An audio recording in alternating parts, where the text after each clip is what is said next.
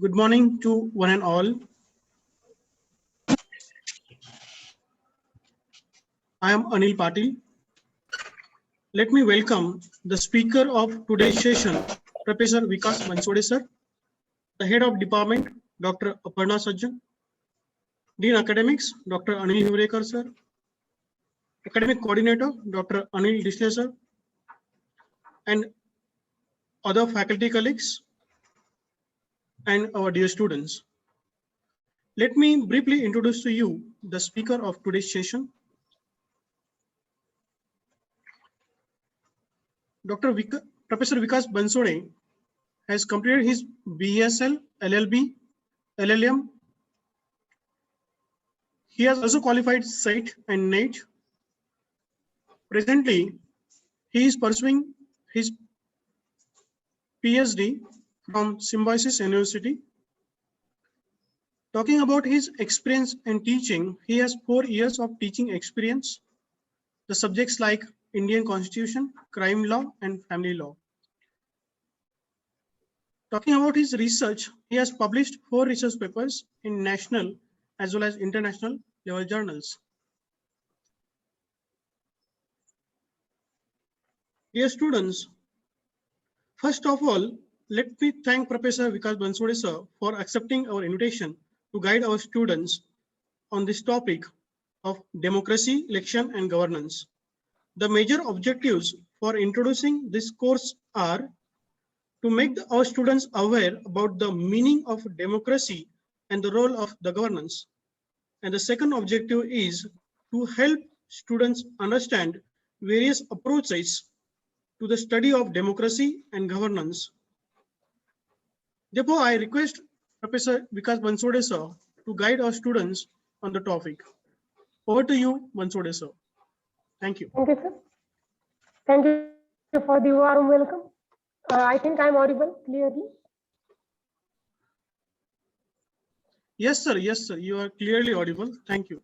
You can just increase your voice if possible. A very good morning to one and all present here.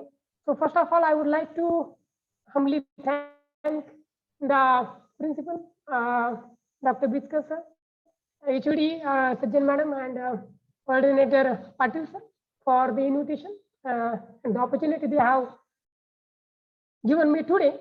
So as of today, the topic of our today's lecture is the election, governance, and the overall democratical aspects, and with special reference to amendment of 2072 and 73rd amendment of the constitution, which deals with the Panchayat Raj system.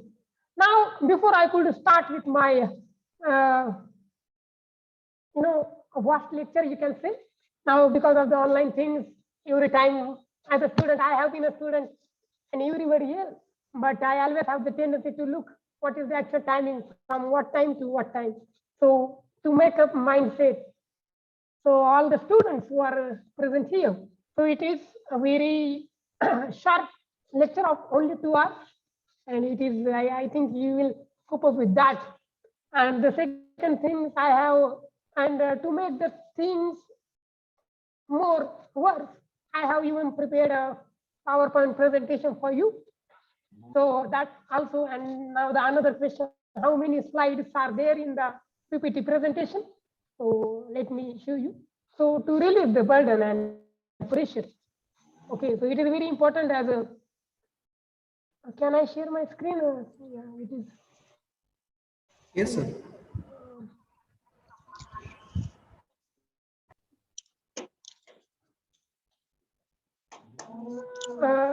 I think you are able to see the. Yes, sir. Yes, sir. Screen is visible. Sir. Thank you. So there are only 20 slides, so there is no need to take tension. Okay, students. So, and I'll try my best to make this session informative as well as not boring as such. Okay, so a small story before I could start. Our teacher used to say that if in your mindset you are you believe that the person who is teaching you something or telling you something, if you think that yes, I am going to learn something new today, then definitely you will understand. But if you think, okay, Banswade sir, what he is going to tell us, what new he will tell, you'll think otherwise. The thing is that you will not going to understand. Well, even though I tried my best. So the thing is that I need your cooperation and coordination. So I know because of the data restrictions, you cannot, your videos is off. Yeah, but I'm a, and our family is a blackboard teacher, so it is sometimes very difficult. But I need your coordination, cooperation while in the session. So it will have a, at any stage of point, at any point of time, if you have any doubt, queries related to all the content, free feel to ask me any doubts. Okay. So yes, now we will proceed with. So the topic of today's session is democracy, election, and governance. Now, as far as when the word democracy is there, what is the typical meaning? And everybody knows the world famous definition provided by Abraham Lincoln, that is democracy is of the people, for the people, by the people. Now, as in Indian context, when you talk about the democracy, democracy for India means the Constitution of India, because we are all aware that after centuries of we were under British rule, and then we got the independence. So after getting independence, India chooses to be a democratic nation. Now here, at the base of that democracy is the Constitution of India. Now, democracy is a system of governance where the people have the actual participation. So it is not like monarchy where there is a hereditary king is there. So here the people chooses. Now, if you, now all of you might have studied in the history that Rousseau has said that it is a social contract between the ruler and the people for themselves chooses the ruler. And if the ruler does not do what is the will of the people, then the people have every right to throw away that kind of government. Now here, today's topic is basically related to the election, democracy, and governance. So we will focus on the Indian Constitution. We will focus on the dimensions of the governance in the democracy. Now here in the democracy, the government, either we can call it as a responsible government, okay, where it is answerable to the people. There are two sessions, there are certain sessions in the parliament where the rulers have to answer the question. Sometimes they answer orally, sometimes they answer in written. So you know the process, and we together will once again go through all what is that kind of process is there. Now here, Banswade yes, sir, just yeah. I'm interrupting you. So is it possible for you to hold the mic near your Okay, mouth so that okay, will okay, be sir. better? I'll cut, yeah, if possible? Yeah. I'll cut down my, okay. I'll try.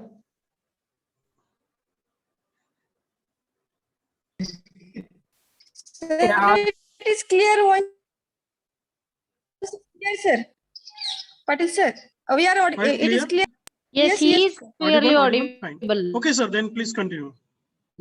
Okay, then fine. Okay, now I have disconnected my Bluetooth Banswade sir. device. So now whether it is, So this time it is better, sir. Better. Yes. it is better, no? Yeah. Yes. Okay. Thank you, sir.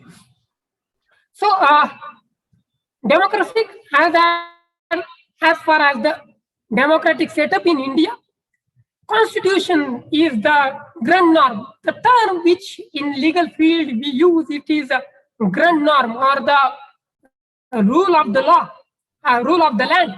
Okay, so the Constitution is the rule of the land. As far as India is concerned, the highest authority in India. What is the supreme? It is not the parliament.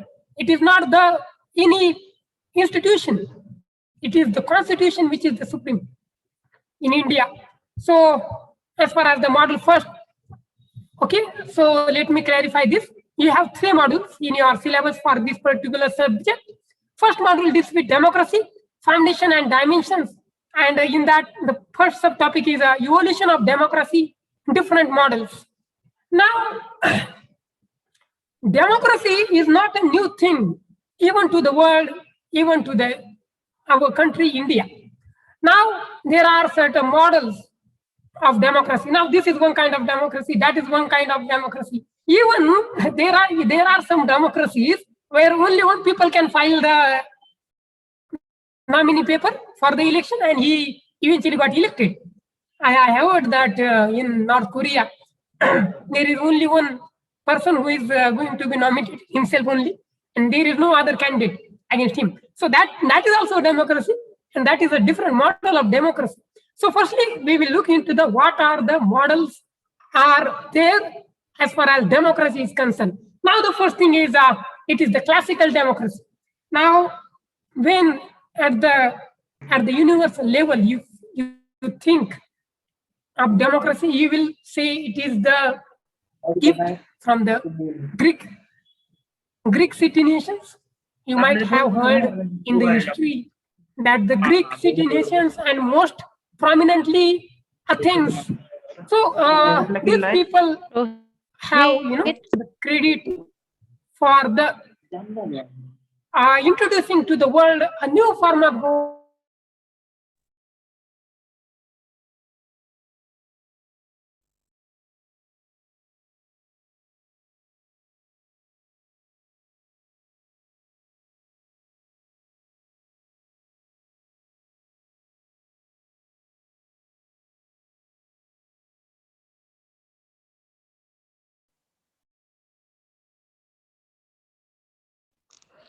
Sir, I think you got muted yourself.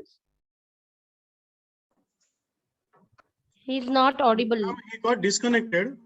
Let him join. Okay. One second. Dear students, do not put on your mics in between, so it causes disturbance. I think Rohit had put on his mic, muted himself. So do not unmute unnecessarily in between the session. At the end, for question answers, you can unmute.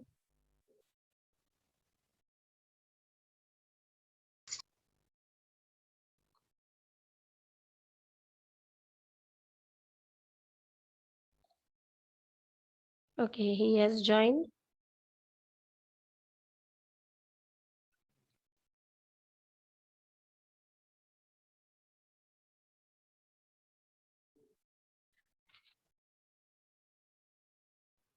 Okay, sorry, there was a technical issue because of that my internet connection was not there.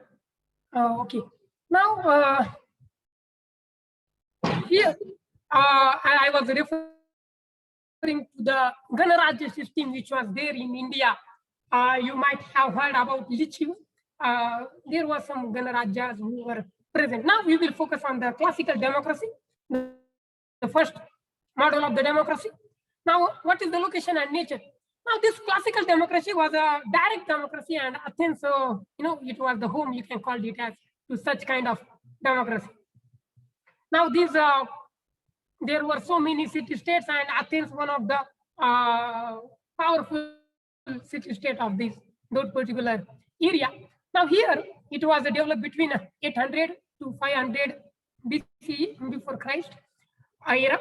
Now, here, this is what do you mean by this direct democracy system? There was a huge, what you can say, stadium-like structure where all the people can get together who has, eligible voter, we can say, and they will discuss and they'll come to the conclusion and at every point of time.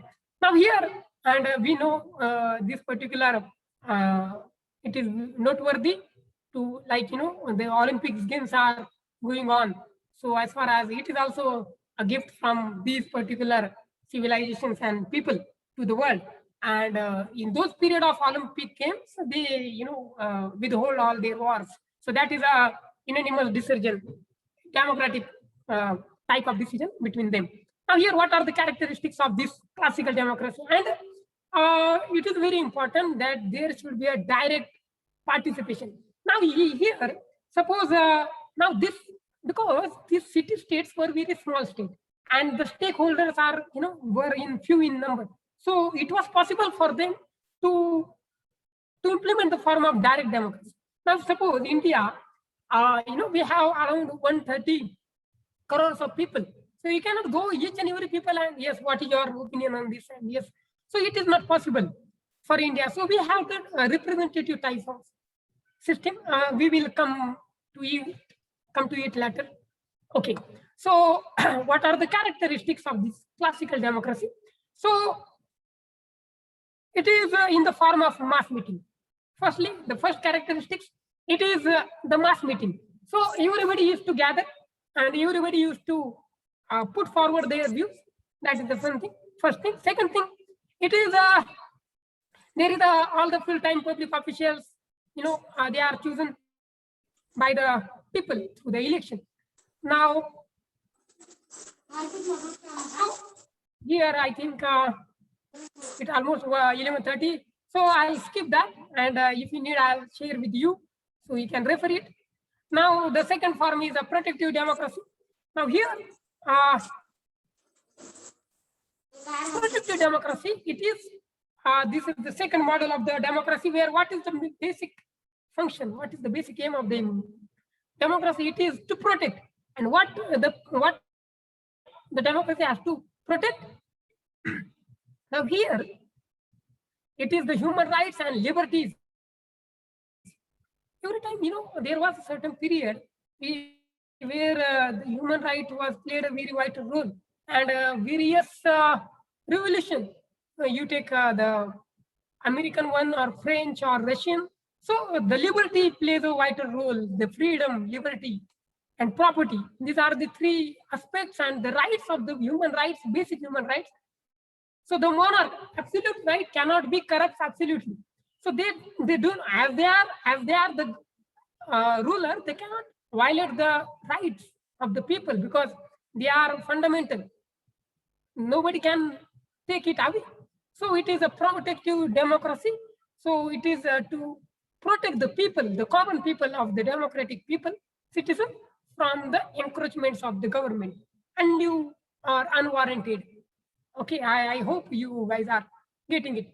And if at all if there is any question, queries, you can ask. Now here, specifically John Locke, then there is Jeremy Bentham and James Mill and J.S. Mill.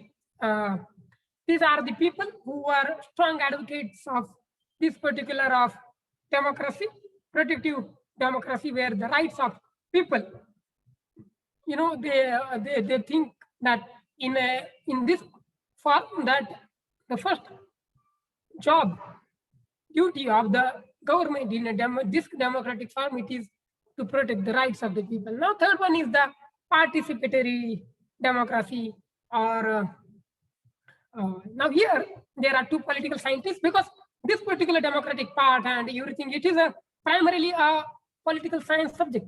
So there were two political scientists, Macpherson and Peterman. So according to them, the concept of participatory democracy, and today what we can call it as a representative democracy. So here, people have to actively participate. Either they have to actually participate or they have to directly participate. Now, as earlier I mentioned it very clear that as far as such a country as India, now suppose Germany is like Maharashtra state. So if Germany is running one form of government, that is not possible for India, because India can have, I think, 10 to 20 Germanys within itself. So it is very vast country. So, so there is no direct participation is involved. Then there can be a representative type of participation, or the active participation. Now, you might be aware of the what is the, can anybody tell me, what is the turnout in the election turnout? Voting turnout, general voting turnout in Indian situation, Indian elections, Indian general elections. What is the general turnout of the voting turnout? How many percent of people can actually vote? Because it is a holiday. So I think it is nearly about, sometimes it is 64, 65, 70, max to max, 72. There are some exceptions also, I am not denying that, but the general thing I'm referring to, I might be wrong, but I think it is around to 60 to 70%. So the large section of the people, they are not actually voting. They are refraining from themselves from voting. So there might be reasons. I don't want to comment on that. But the thing is that it is a duty of every citizen to have active participation. Okay, the next one is cosmopolitan democracy. Now here, it is a very desirable thing. Okay, so where everybody is equally represented and people want to follow you, and it has the tendency to include all other things and every aspects. So this is the thing. Now there are several other models also, like there is a Marxist democracy, Karl Marx, you might aware, and so there are other models also, but I haven't referred it. So you can study, as but basic idea is that democracy is a form of government where people's active participation is very much needed in the electing the government, to check and balance the government whether they are performing their duties properly or not. Okay, and again, it is a very vital aspect of the democracy that the people have right after every equal interval to change the government. If the government is not good, the people in democracy have the right to bring about a new change. Now here, we will look into the dimensions of democracy: social, economic, and political. Okay, so as far as democracy is concerned, how you can measure the outcome, the success, the failure of democratic setup? So there are three basic dimensions, elements, what you can say in Marathi, kasoti, where you can think that in this particular sphere, the democracy has worked eventually good, outstanding, nothing, anything.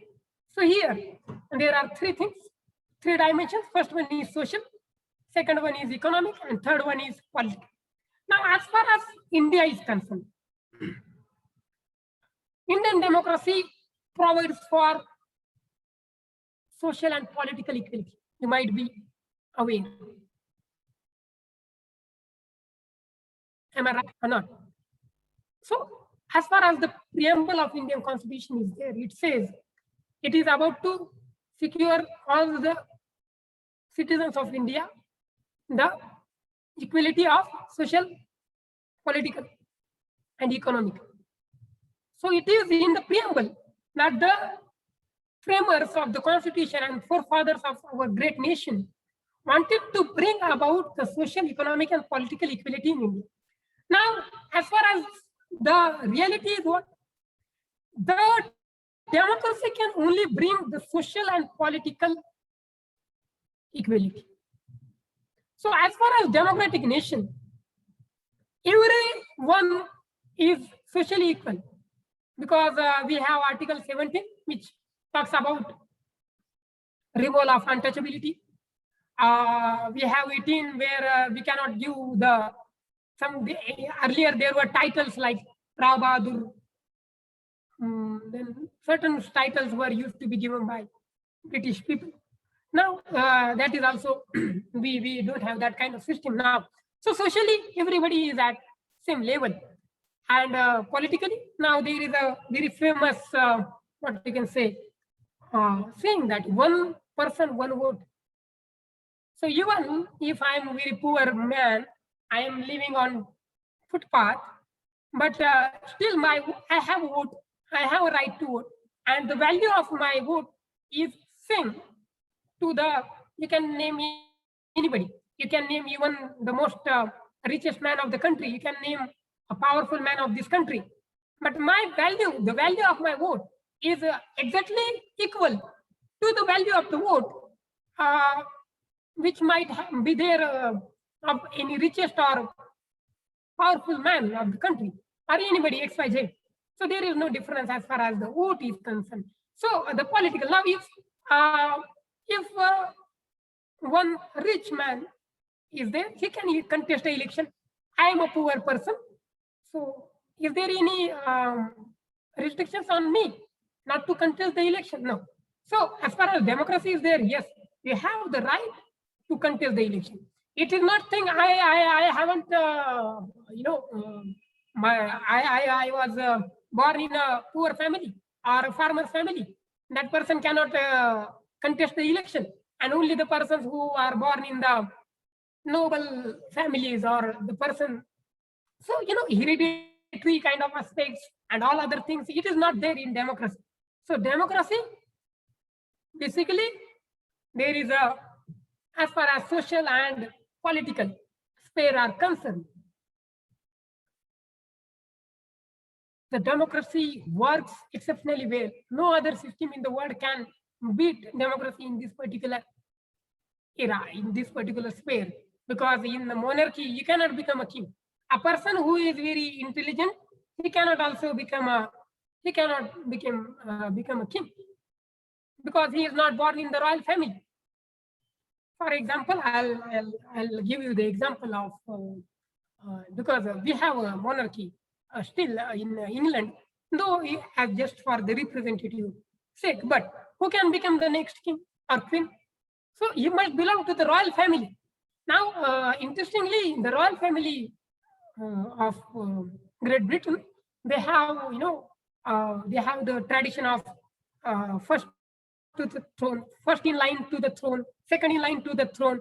They can, you can count it till the 200 in line to the throne. So they have this kind of tradition.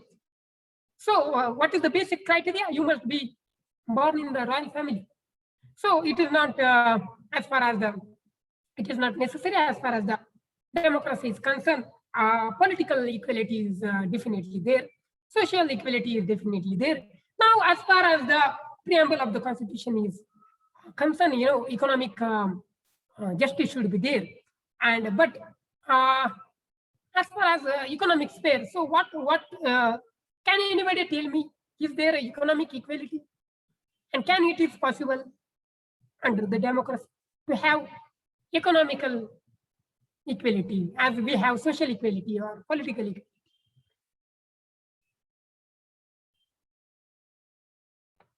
Okay, I know you would not answer, but I wanted to take a pause because I was speaking since half an hour. So that's why I asked the question. Now, the thing is that, the communism, it is another form of government you might be aware, and you will be very aware, I know. So it is like, there cannot, in a democracy, there cannot be an equal distribution of the resources. So economic dimension is that everybody has a right and chance to get himself economically developed in democracy.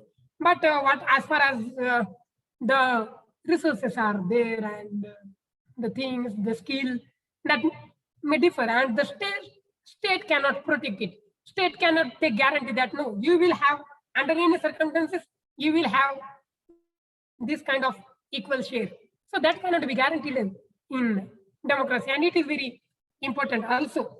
So these are the three dimensions of the democracy: the social, economic, and political. There are other dimensions also in the environmental aspects, then ethical sphere, and then professional sphere.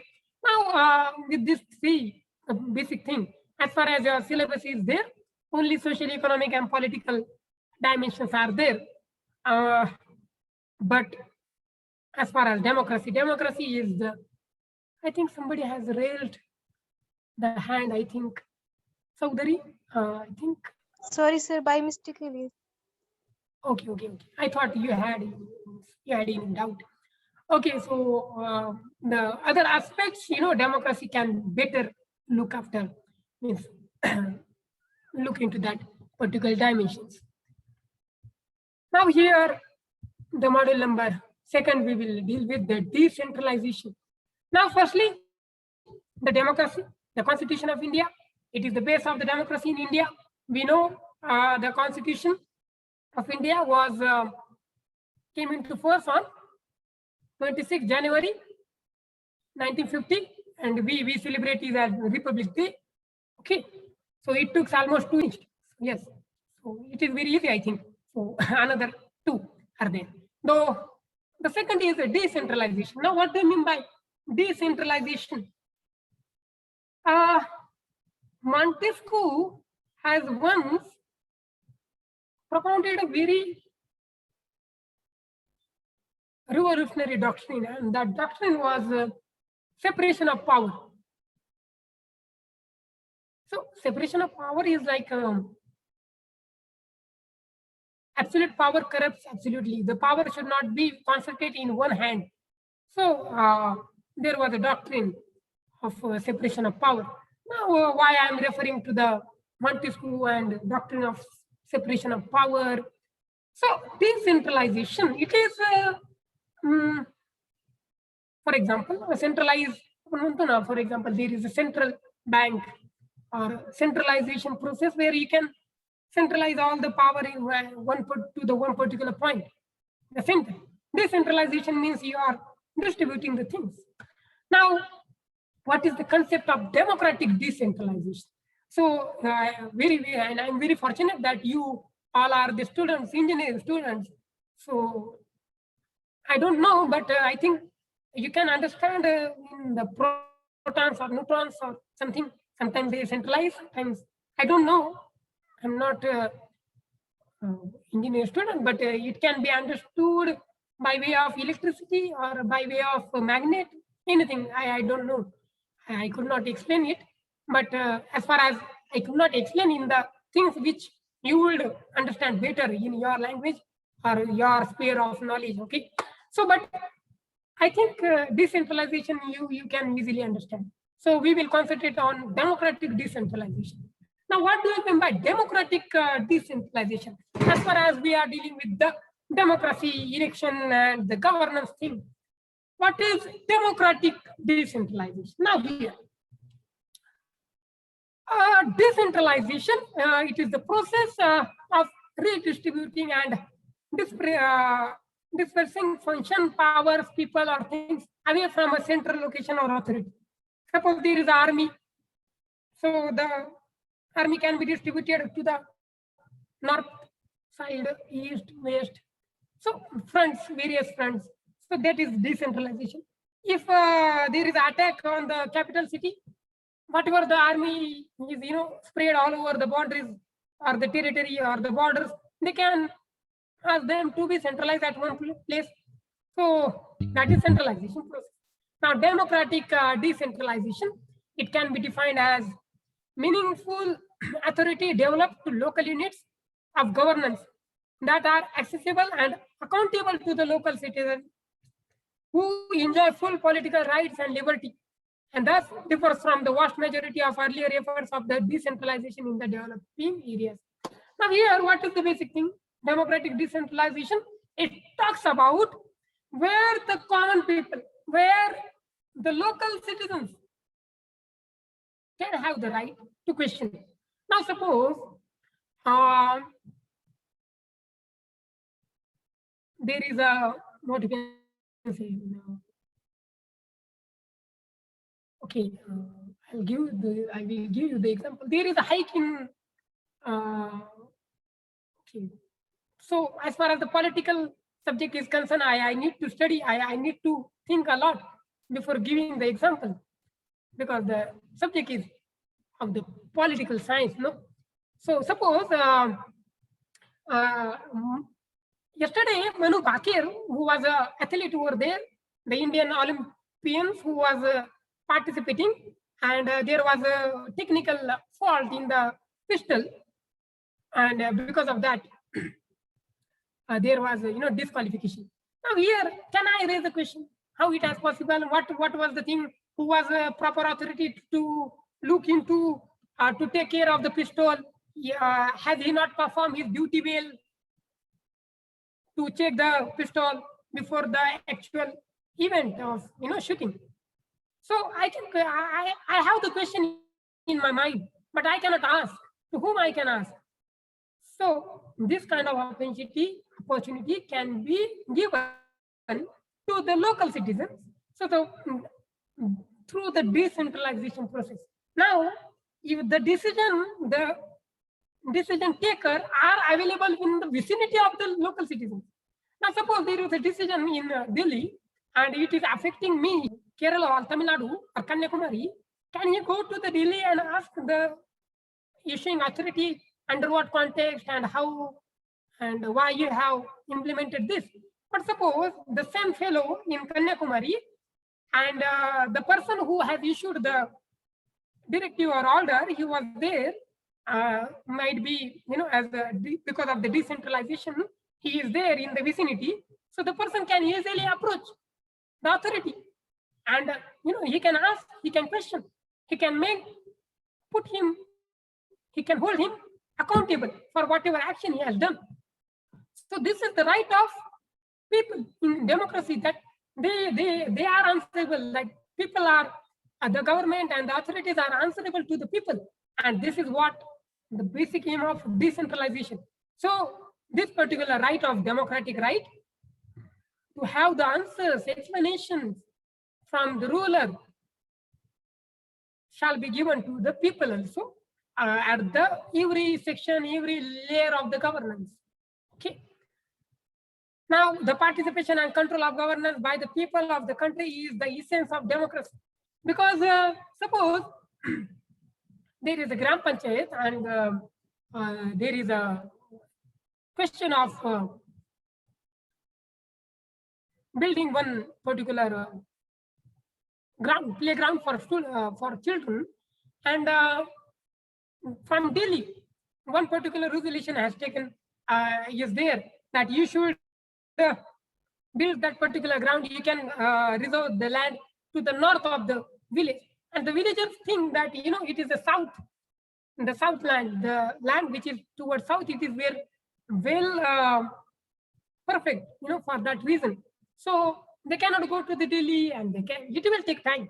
So the thing is that as far as governance is there, so the control and participation in the governance, so the people should have every right, and that is the essence of democracy. So because in the preamble of Constitution, the first line is, "We the people of India." So the source of preamble, the source of Constitution is people. In the democracy, the people is the ultimate authority, and it is the ultimate institution to serve whom, to which section the democracy has to serve, and the democratic people institution, they need to serve those people. Now here, so this is decentralization. Okay, is there any doubt regarding this? What is a decentralization and democratic decentralization?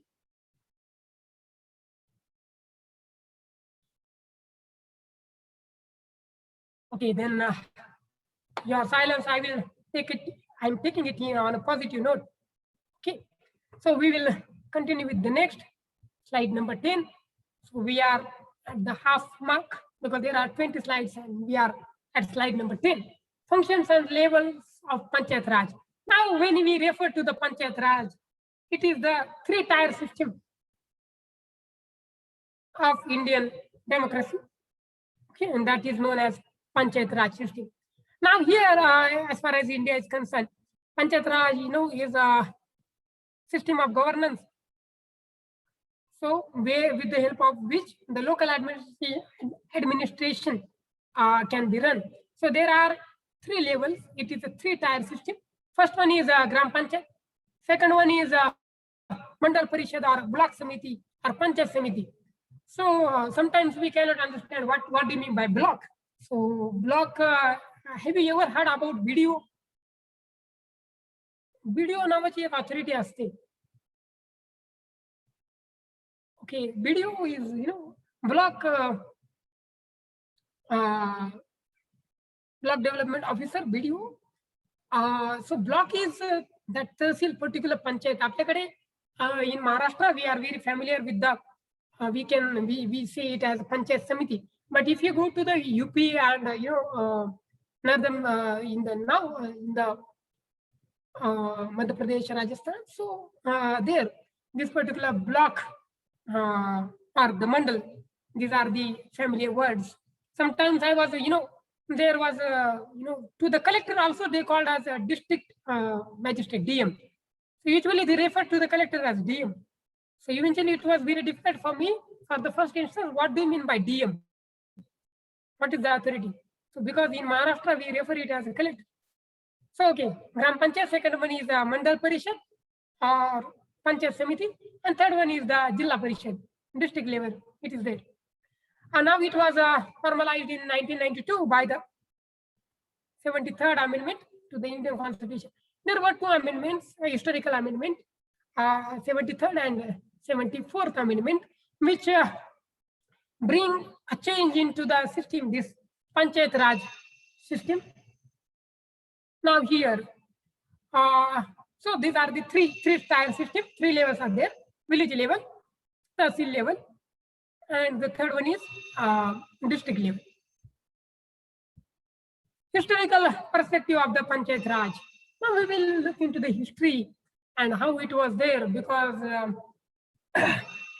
earlier also, even pre-British era also, there was this system was there. You might have heard about the Khap Panchayats, and they are even still they are there. So Panchayat system was there. Panchayat is not a new term to the Indian people. It is very old terminology, Panchayat. Okay, and that is definitely different from the Panchayat in Marathi. So this Panchayat is in the British era. There you can divide it into 5 distinct periods. The first period, it was got ended with the well-known resolution of Lord Ripon in 1882. Now, Lord Ripon, you might have idea that there were certain governor generals, the viceroy, who were in India, but who were praised by the historian and by the Indian people because they did some good things for Indian people, such as Lord William Bentinck and Lord Ripon. He was the person who was started to he felt the need to teach teaching to the native people and English and all. So that was the first period. The second period from 1882 to 1990, it ends with the initiation of the diarchy in the provinces. Now, what is the landmark event of 1990?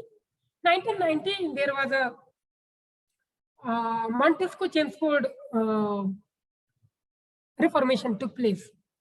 There were 2 reformations, Marlemento reforms and Montesquieu-Chelmsford reforms were there. There was a particular institution called as Bharat Mantri and the Viceroy. So because of this, the combination of these 2 particular persons, so in 1990, because of that reformation, that second Panchayat Raj period was got ended. The third ends with the commencement of the provisional autonomy in 1937. Now, what is the trademark? Why the provincial autonomy was granted? You might be aware that in 1935, the Government of India Act was passed by British Parliament, if you are aware. So, and because of by the virtue of that act, provincial autonomy has been given, and you might be aware there was a election. There were election conducted, and there were the provincial governments were formed.